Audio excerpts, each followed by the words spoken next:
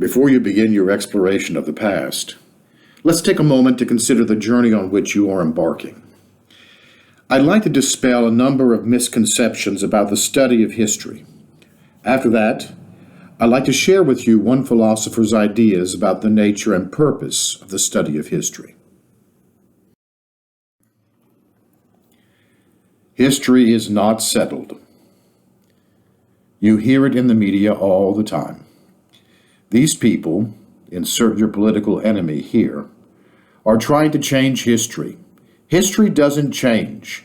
The past is the past. True, the past is the past, and as past, it no longer changes because it no longer exists to change.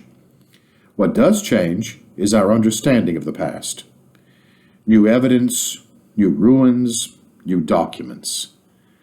The material through which we see history changes all the time. If you're not a historian, then you get your history from textbooks, and textbooks present history as something complete because they have to. They can only show you what we know, but what we don't know about the past far exceeds what we know.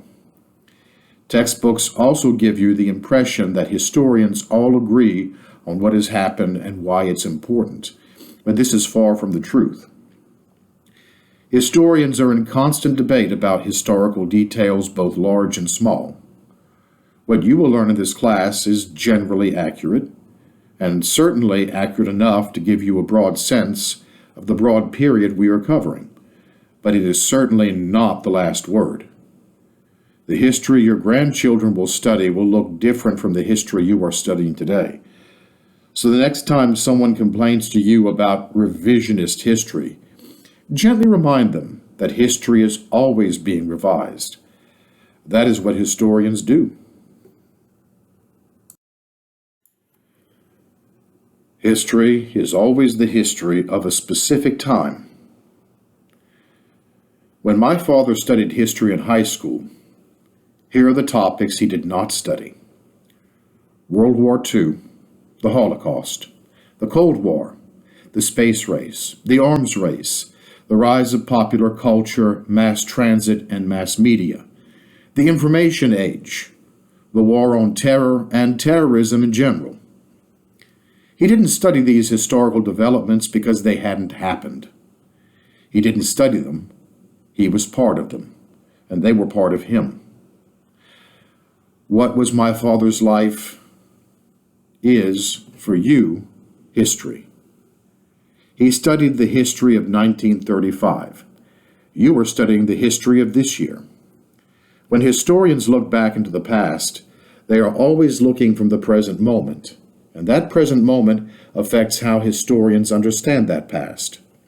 Past events may drive historians to emphasize particular historical situations of a need to understand better these contemporary events. After the 9/11 attacks, for example, there was a renewed interest in the Crusades as a way of trying to understand the clash between Muslims and Christians, Arabs and Europeans.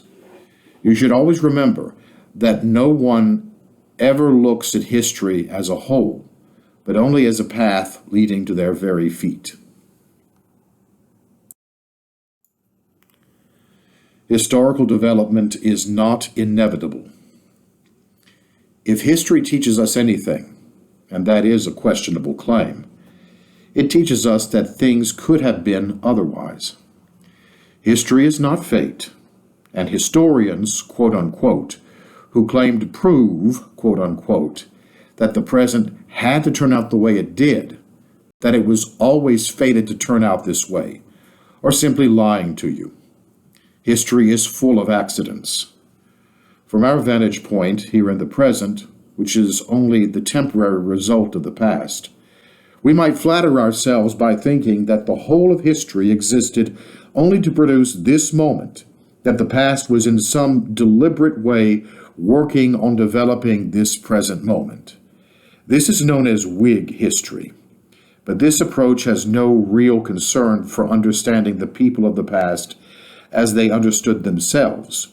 Instead, it manipulates historical evidence to produce a flattering mirror for the present. This kind of thinking is still with us, but the serious historian seeks to understand the past on its own terms, not ours. There are no laws of history. While one can argue that there are trends in history and dynamics that seem to persist or reoccur, the idea that history is governed by a set of laws inherent within history itself is simply unacceptable. It is certainly unprovable. This is an example of pseudoscience. Science is able to discover natural laws because the subject matter of science, the physical world, is always present and can be subjected to experimental analysis. Furthermore, the forces in the physical world lend themselves to easy mathematical descriptions. This is simply not true for history. Its subject matter no longer exists. It can't be directly observed, and there is no way to subject it to any experiments. Marx may have been correct in identifying economic class conflict as one of the dynamic forces of history, but his error as an historian was identifying this as the law of historical development that not only explained the past, but would explain the future as well. The problem with trying to assert a law of history, so to speak, is history is not predictive. Historians are concerned with the past and the past alone. Hucksters and charlatans predict the future. This is not to say that Marx was a charlatan, but his prediction of the future was wrong. Or was it? After all, there's still a lot of future we haven't gotten to yet. And this is my point. It's impossible to say whether Marx was right about the future classless society, because even though it hasn't happened, his supporters can always say, "It hasn't happened yet." I only bring up this obvious point because I see Twitter and Facebook posts in which ignorant people identify an incident from the past with a present trend and then make a prediction based on the result of that past incident. Something like this. Political Group A wants to do X, but the Nazis did X and it led to the Holocaust. So if political group A does X, it will lead to the Holocaust. This is one of the abuses of history, and a dangerous one at that. History does not make moral judgments. An historian of the Third Reich seeks to understand Hitler and the Nazis as they understood themselves. To do this, the historian must be sympathetic to their motivations, their philosophy, and their worldview. If she is not, she can never explain how this error of history took place. If she seeks only to denounce or condemn the Third Reich, she will never understand the dynamics of that moment in history. But to be sympathetic to an actor's motivations does not require that an historian be morally sympathetic to these views. Historians of unpopular or morally reprehensible subjects, such as Nazism, must care more about knowledge than establishing moral superiority over their subject matter. For better or for worse, the truth, such as it can be established, is of greater value to the historian than moral superiority. To place oneself at a moral distance from one's subject matter will prevent one from getting close enough to understand it. As you study history, you are free to make up whatever moral judgments you want to make about anyone or anything. I can't stop you. But you'll learn nothing and leave with nothing except the knowledge of your own moral self-worth. R.G. Collingwood was a 20th century philosopher and one of the first to propose a philosophy of history as an intellectual pursuit. I recommend that you keep these points in mind during the course. They will help you adopt a proper frame of mind.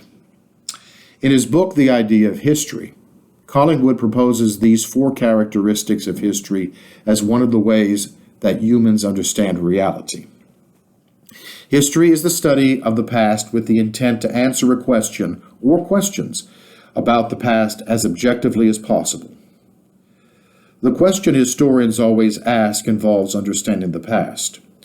Why did the Catholic Church refuse to accept proof that the earth moved around the sun?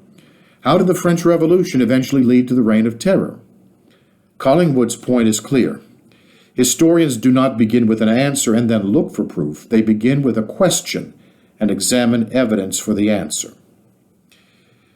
History studies the actions of human beings that have been done in the past. Collingwood adds an important point about this later in his book. Action is not merely the physical act, but the thought act as well. In other words, historians study events as ideas in action. You should think hard about this. Ideas come, or actions come from motives. It is not enough to know the action. You must understand the ideas behind the action. The method of doing history proceeds by the interpretation of evidence through the analysis of historical documents that attest to those actions and their possible significance. The past is not here. It is not there. The historian studies a non-existent subject. She studies ghosts. Receipts, beer recipes, poems, law codes, diaries, contracts, church records, treaties, written accounts. All we know about history is what the historian can shape out of these remains. And finally, the value of history. History is a means of arriving at human self-knowledge.